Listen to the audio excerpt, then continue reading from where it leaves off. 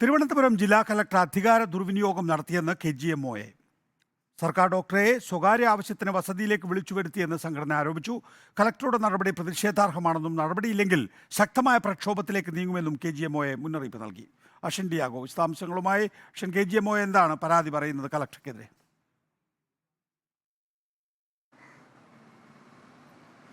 Nikesh, Thiruvananthapuram collector Jeromic ജോർജിനെതിരെയാണ് ഇത്തരത്തിൽ KGMOയുടെ ഒരു ആരോപണം. ഈ കളക്ടർ അധികാര ദുർവിനിയോഗം നടത്തി തിരക്കേറിയ സമയത്ത് ജനറൽ ആശുപത്രിയിലെ ഡോക്ടറെ സ്വകാര്യ ആവശ്യത്തിന് വേണ്ടി വസതിയിലെത്തിച്ച് പരിശോധന നടത്തിച്ചു എന്നാണ് ഇപ്പോൾ അവർ ആരോപിക്കുന്നത്.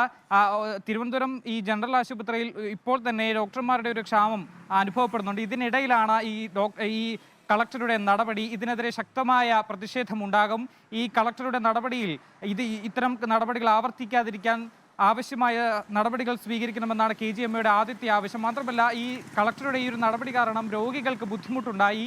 ഇത് രണ്ടാം തവണയാണ് ഇത്തരത്തിൽ ജെറോമിക് ജോർജ് ഡോക്ടറെ വസതിയിലേക്ക് വിളിപ്പിച്ചു വരുത്തി പരിശോധന നടത്തുന്നത് എന്നൊരു ആരോപണമാണ് KGMOയെ ഇപ്പോൾ ആരോപിക്കുന്നത്. എന്തായാലും ഈ ഒരു വിഷയത്തിൽ സർക്കാർ ഇടപെടണം, അല്ലെങ്കിൽ ശക്തമായ നടപടി ഉണ്ടാകണം. ഇത്തരം നടപടികൾ ആവർത്തിക്കാതിരിക്കാൻ അതിനുള്ള മുൻകരുതൽ സ്വീകരിക്കണം. ഇല്ല എന്നുണ്ടെങ്കിൽ ശക്തമായ പ്രക്ഷോഭത്തിലേക്ക് നീങ്ങാനാണ് KGMOയുടെ തീരുമാനം. നികേഷ്, അശ്വിൻ ഡിയാഗോ ആണ് വിശദാംശങ്ങൾ നൽകിയത്.